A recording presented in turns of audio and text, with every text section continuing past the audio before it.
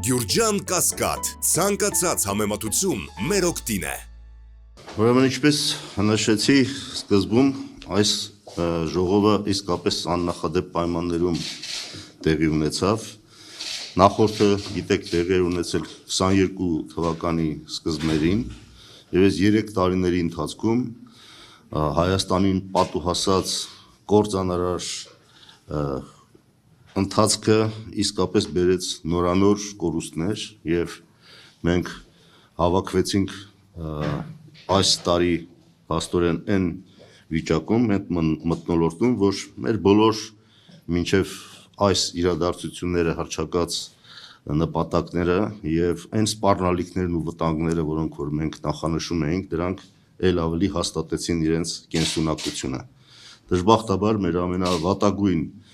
ենթադրությունները եւ դրա հետ կապված կանխատեսումները իրականացան։ Առաջին անգամը լինելով հայոց պետականության արկայության պայմաններում հայ ժողովուրդը տեսավ եւս մեկ ցեղասպանություն, որը կատարվեց Արցախում։ Արցախը հայաթափվեց եւ հիմա արդեն բռնել է այս իշխանությունների օրոք մի ճանապարհ Հայաստանը, որը տանում է դեպի թուրքացում։ Այս արձանագրումները, որոնք մենք ժամանակին կատարել ենք, երևի կհիշեք, որ Դաշնակցությունը հրապարակ էր եկել ոչ Արցախի հայաթափմանը եւ ոչ Հայաստանի թուրքացմանը կարգախոսերով եւ դրա հետ կապված մեր ընդդիմադիր ամբողջ կեցվածքը եւ շարժումները, որոնք եղել էին մինչեւ հիմա հրապարակային, դրանք դժբախտաբար կամաց ըստ էության այս իշխանությունների թեթև ձեռքով իրականություն են դառնում եւ մեր հիմնական խնդիրն այն էր, որ գնահատվեց այս փուլում մեր վիճակի լրջությունը, այն սպառնալիքներն ու վտանգները, որոնք այսօր Հայաստանի, Արցախի եւ ընդհանրապես հայության առաջ կանգնած են եւ հիմնական արձանագրումները, որ կատարեցինք, այն է, որ այս վարչախմբի առաջարկած մարտավարության կամ քաղաքական ուղեգծի իմաստը որն է։ Ըստ էության դա պարտվողականությունն ու զիջողականությունն է, հանուն կարծեցյալ խաղաղության, որի ճակերտներում երաշխավորը իրականում հանդիսանալու է թուրք-ադրբեջանական տանդեմը։ Սա է, որ հանրությունից այս իշխանությունները փորձում են թաքցնել եւ ամեն ինչ անում են, որպեսզի մեր ժողովուրդը դեմ հանդիման չկանգնի այն խնդրին, որ իրականում մեր այսպես կոչված խաղաղության երաշխավորը լինելու է ցեղասպան Թուրքիան եւ Ադրբեջանը։ Եվ այս առումով մենք շատ հստակ խոսում ենք իրական խաղաղության մասին, իսկ իրական խաղաղությունը մեր բոլոր գնահատումները դրան են բերում, անշրջելի եւ կայուն կարող է լինել միայն վիճելի հարցերի արդար կարգավորման եւ ռազմավարական, ռազմաքաղաքական հավասարակշռության պայմաններում։ Այսինքն, եթե այս երկու պայմանը չկան, եթե գործընթացները չեն տանում հարցերի արդար կարգավորման եւ տեղի չեն ունենում ռազմաքաղաքական հավասարակշռության պայմաններում, սա միայն բերելու է Հայաստանին նոր զիջումներ, նոր կորուստներ եւ բանակցության մեջ նստած են այսօր հաղթող եւ պարտվող կողմեր, որ այսօր մարմնավորում են մեր այդ իրավիճակը իշխանությունների դեմքով, բնականաբար խոսել ինչ որ ռազմաքաղաքական հավասարակշռության մասին, բալանսի մասին ուժերի անիմաստ է։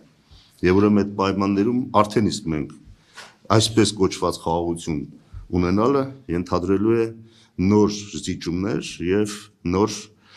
կորուստներ։ Խաղաղության անվան տակ մենք ունենալու ենք նվաստացում եւ դրանից բխող հետևանքներ։ Եվ ուրեմն մեր առաքելությունը որպես ազգային քաղաքական ուժ եւ բոլոր ընդհանրապես ազգային ուժերի առաքելությունն է այսօր ազատվել ըստ էության ժողովրդին պարտադրված այս իշխանությունների այլընտրանքից կամ կապիտուլյացիա կամ պատերազմ։ Այս այլընտրանքի առաջ են դրել մեր ժողովրդին, ամեն ինչ անելով ցույց տալու համար, որ մենք անկարող ենք, մենք անզոր ենք, մենք պետք է ենթարկվենք այդ պահանջներին թշնամու կողմից առաջադրվող, իսկ ոչ այլ ինչ է, քան հենց այդ երկուսի մեջ կործանարար վատի եւ վատթարագույնի մեջ ընտրություն կատարելու վիճակ։ Եվ մեր խնդիրն է բեկում մտցնել այս իրավիճակի մեջ։ Մեր ժողովուրդը պետք է ունենա ընտրություն խաղաղության, իրական անշրջելի եւ կայուն խաղաղության, որը ասեցի պետք է ապահովի այդ երկու պայմաններով իրականացումը, եւ սրա համար մեր գլխավոր խնդիրը դառնում է նոր որակի իշխանության ձևավորումը եւ զարգացման ազգային պետական ուղեգծի հաստատումը։ Այն ուղեգիծը, որով այսօր այս իշխանությունները շարժվում են, այդ ուղեգիծը ապազգային է, ապապետական է եւ կոչված է ըստ էության սպասարկելու թուրք-ադրբեջանական տանդեմի շահերը։ Եվ մեր այլընտրանքային մոտեցումները հիմնված են նրա վրա, որ հայ ժողովուրդը ունի իր սեփական ուժային աղբյուրները եւ այդ աղբյուրները պիտի թույլ չտանք, որ այս իշխանությունները ցամաքեցնեն։ Այդ աղբյուրները 3 ուղղությամբ են եւ առաջինը դա մեր միասնությունը արդեն խաթարված հայրենիք սփյուռք, Հայաստան, Արցախ սփյուռք երամիասնությունը խաթարված է եւ միասնությունն ընդհանրապես համահայկական վերականգնելու խնդիր կա եւ դա պետք է տեղի ունենա շատ կոնկրետ օրակարգի շուրջ, այդ օրակարգը հայկական ինքնության եւ հայոց պետականության պահպանման օրակարգն է։ Սրա շուրջ միայն հնարավոր է համախմբվել։ Չեն համախմբվում հանձնվելու համար, ինչպես այս իշխանություններն են իբր թե կոչ անում։ Համախմբվում են հաղթահարելու համար բոլոր այն մարտահրավերներն ու սպառնալիքները, որոնք գոյություն ունեն։ Հանձնվելու համար պառակտում են, այն էլ ինչ մենք տեսնում ենք այսօր իշխանությունների կողմից, որտեղ հենց հանձնվելու ուղղությամբ է իրենց ամբողջ քաղաքականությունը։ Երկրորդ մեր ներքին ռեսուրսի առումով դա մեր պաշտպանական եւ անվտանգային համակարգերի հրատապ վերակառուցումն է, որտեղ մեր հակառակորդները այլ լեզու չեն հասկանում։ Իրենք եթե տեսան, որ դու անպաշտպան ես, անընդհատ փորձելու են նորանոր զիջումներ կորզել, պահանջներ անverջ տեղալ, որի ականատեսն ենք մենք այսօր։ Պահանջները վերջ չունեն, այսօր ադրբեջանա-թուրքական պահանջները որևէ սահման չեն ճանաչում։ Ամեն օր նոր պահանջներ են հնչեցվում մեր ինքնության, մեր ազգային պետականության դեմ ուղղված, որտեղ իրենց համար հայկական տեսակի գոյությունը, հայկական գործոնի արկայություն այս տարածաշրջանում արդեն անընդունելի է։ Ուրեմն մենք պետք է հասկանանք, որ մեր ուժերը պետք է համախմբենք ներքին առումով այս երկու ուղղությամբ։ Եվ երրորդը, որ նոր քաղաքականություն, արտաքին քաղաքականություն, դիվանագիտական հմուտ քաղաքականություն, որ կարողանանք այն երկրների հետ մեր կապերը վերականգնել, որոնց շահերից է բխում հայկական կենսունակ պետության գոյությունը։ Այդպիսի երկրներ եղել են, կան, պարզապես այս ապաշնոր իշխանությունների քաղաքականության արդյունքում այդ երկրների հետ էլ մենք ստեղծել ենք լրջագույն խնդիրներ եւ փոխանակ մեր բարեկամների քանակը ավելացնենք, մենք մեր բարեկամներից թշնամիներ ենք ստեղծում։ Այս վիճակը բնականաբար պետք է կտրուկ փոխվի եւ առաջի հերթին մենք նկատի ունենք Ռուսաստանի հետ պետք է ամրապնդել մեր ռազմավարական դաշնակցային հարաբերությունները, որոնք կան եւ իրապայմանագրային հիմքեր դրա համար կան, դրանք պետք է ամրապնդել։ Իրանի հետ պետք է կնքել անհապաղ ռազմաքաղաքական դաշինք։ Այն տրամաբանությամբ, որ եթե հարձակում լինի որևէ մի երկրի վրա, նշանակում է հարձակում տվյալ երկրի վրա, եւ պաշտպանության հարցը դառնա երկկողմանի իսկապես երաշխավորված։ Իրան, Հայաստան, որևէ մեկի համար այսօր գաղտնիք չի, որ նույն Զանգեզուրի այսպես կոչված Միջանցքի հարցով ամենահստակ կարելի ասել մեր իշխանություններից շատ ավելի մեր շահերը պաշտպանող դիրքորոշում է հայտնում այսօր Իրանը։ Եվ ուրեմն Իրանին պետք է տալ հնարավորություն, որ ունենա նաև իրավաքաղաքական հիմքեր իր այդ նույն հանձնառությունը, որը հրապարակավ արտահայտում է, լիարժեք կարողանա իրականացնել ի պաշտպանություն մեր ազգային կենսական շահերի։ Եվ մնացած բոլոր կենտրոնների հետ, այս թվում Արևմուտք, Ամերիկայի Միացյալ Նահանգներ, այնտեղ էլ տեսնում ենք աշխարհաքաղաքական ինչ փոփոխություններ են տեղ ունենում,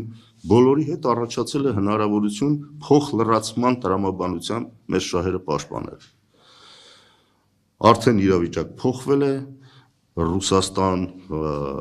եւ այսպես կոչված միավորված Արևմուտք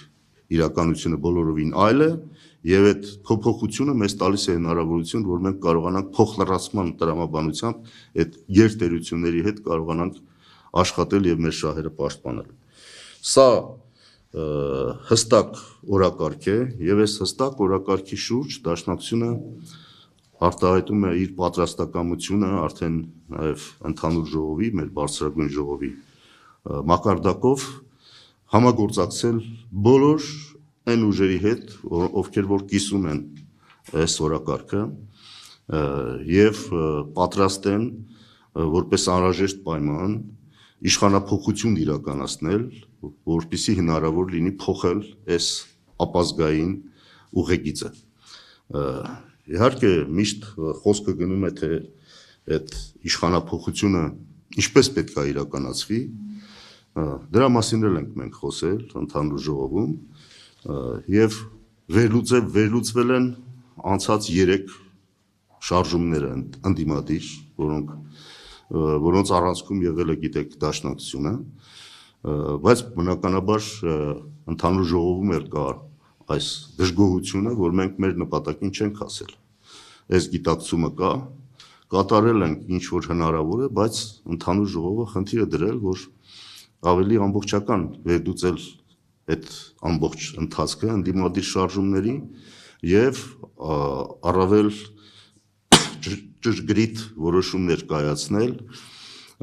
դաս քաղելով իհարկե այդ անցած փորձը ունենալով, որ հնարավոր լինի իշխանափոխությունն իրականացնել։ Իշխանափոխության համար մենք ունենք մեր պատկերացումները, որը եթե կարճ ձևակերպեմ հետեւյալն է, որ մենք ունենք կարիք անհրաժեշտ ակտիվության եւ մասնակցության պատրաստ ցուցարարների կազմակերպված ներկայության։ Այսինքն մեզ պետք է ոչ միայն ընդհանուր թիվ մասնակցության, այլ պետք է ակտիվության եւ վճռականության պատրաստ մի իսկապես կազմակերպված մասնակցություն, որը հնարավորություն կտա շարունակական զանգվածային անհնազանդության գործողություններ կազմակերպել, դրանք ինքնանպատակ չպետք է լինեն այդ գործողությունները, դա պետք է հասունացնի ժողովրդի անմիջական իշխանության իրացումը, որի մասին անընդհատ այս իշխանությունները խոսում են, որ իրանք ժողովրդով են եկել, գիտենք, որ փողոցով են եկել, բայց դա ներկայացնում են որպես ժողովրդի անմիջական իշխանության իրացման process։ Հիմա այո, դա հնարավոր է իրականացնել, ժողովուրդը իշխանության տերը ժողովուրդն է, միակ կրողը իշխանության ժողովուրդն է, եւ եթե այն ճանապարհները, որոնք այսօրվա իշխանությունները փակում են, ականջները փակել են, որպեսզի չլսեն այն դժգոհությունը, որ այսօր գոհություն ունի, ժողովուրդը իրավունք ունի իր անմիջական իշխանությանը տեր կանգնել եւ դա ցույց տալ հրապարակավ։ Եվ ինչու ոչ նաեւ խորհրդարանում ունենալով իր աջակցությունը խորհրդարան, գումարած հրապարակ, փողոց հրապարակային շարժում, դրա համար անհրաժեշտ է զանգվածային անհնազանդության գործողությունների շարունակական իրականացում, որպեսզի պարզ դառնա, որ այլևս գործող իշխանությունները մնացել են շենքերում, իրական իշխանությունը, որի հետ այսօր մեր ժողովուրդը համաձայն է, այո, գտնվում է շետ շենքերից դուրս։ Եվ այս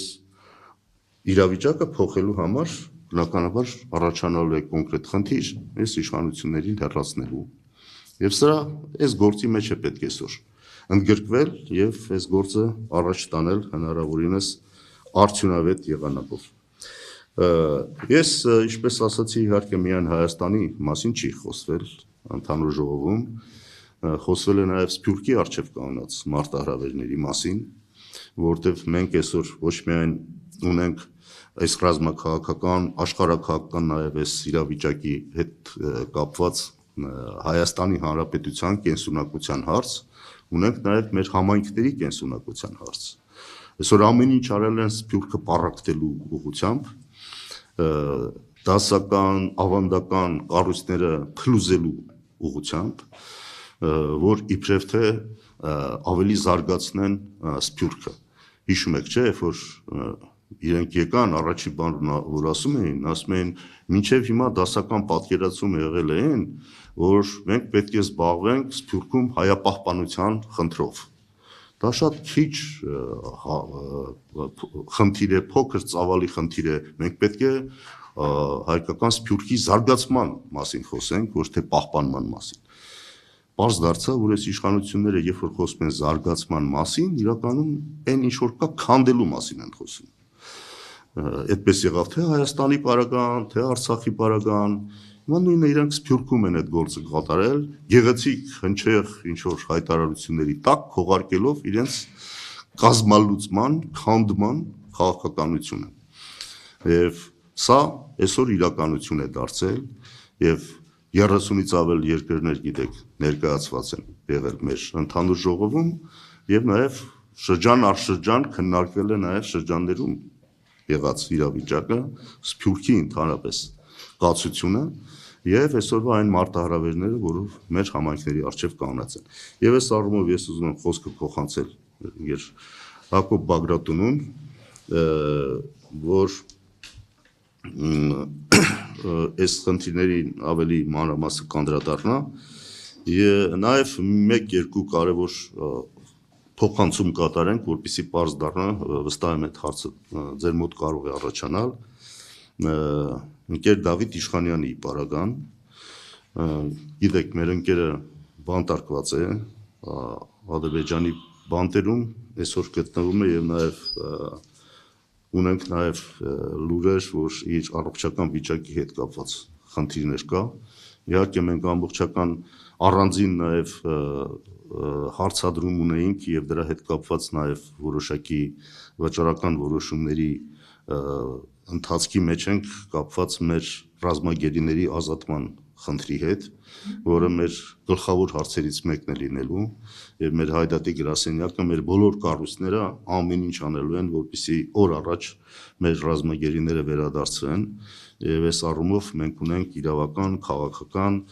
հարաբերական նաեւ աշխատանքի բաժանում մեր մեջ, որ մեր բոլոր կառույցները լինի Հայաստանում, թե Սփյուռքում, պետք է սա առաջնահերթ խնդիր դիտեն մեր օրակարգի վրա բերված։ Դավիթ Իշխանյանի հետ կապված ընդհանուր ժողովը առանձին որոշում է կայացրել եւ որոշումը հետեւյալն է, որ Դավիթ Իշխանյանը պահպանում է իր անդամության կարգավիճակը բյուրոյի մեջ եւ մեր ընկերը երբ ազատության մեջ լինի, վերադառնա, նա պետքա համալրի բյուրոյի կազմը։ Այսինքն դա միաձայնությամբ որոշված, մինչև անգամ նոր բյուրոյի ընտրության հարցի օրակարգ մտնելը, այս հարցը միաձայնությամբ որոշված է, Դավիթ Իշխանյանը պահպանում է բյուրոյի անդամի իր կարգավիճակը։ Եվ Արցախի կառույցը նույնպես մենք պահպանում ենք, գիտեք, Արցախը կենտրոնական կոմիտե էր եւ այս ամեն ինչից հետո մեր կառույցի հիմնական մասը բնականաբար տեղափոխվել է ամբողջությամբ գրեթե Հայաստան եւ որպեսզի կարեւորենք նաեւ մեր հանձնառությունը Արցախահայության հավաքական վերադարձի իրավունքը հետապնդելու առումով մենք առաջին հերթին պահպանելով մեր կառույցը որպես այդպիսին նաեւ նպատակ ունենք ամեն ինչ անել որպեսզի Արցախի սուբյեկտայնությունը պահպանվի ընդհանրապես Հայաստանում այն ղեկավարությունը որ Արցախի ժողովուրդը իր ազատ կամքով ձևավորել է այդ ղեկավարությունը այսօր վտարանդի կարգավիճակում է Հայաստանում է, բայց այդ ղեկավարությունը եւ այն ինստիտուտները, որոնք Արցախը ունեցել է, որպես անկախ պետություն այդ ինստիտուտները պահպանելու խնդիր ունենք եւ մենք մեր կողմից բնականաբար մեր իսկ ինստիտուտը, որը Արցախի կենտրոնական կոմիտեն է եւ մեր ընկերները Արցախի կառույցի իրենք պետք է պահպանեն իրենց կարգավիճակը։ Այո, եւ իհարկե մեր կառույցները։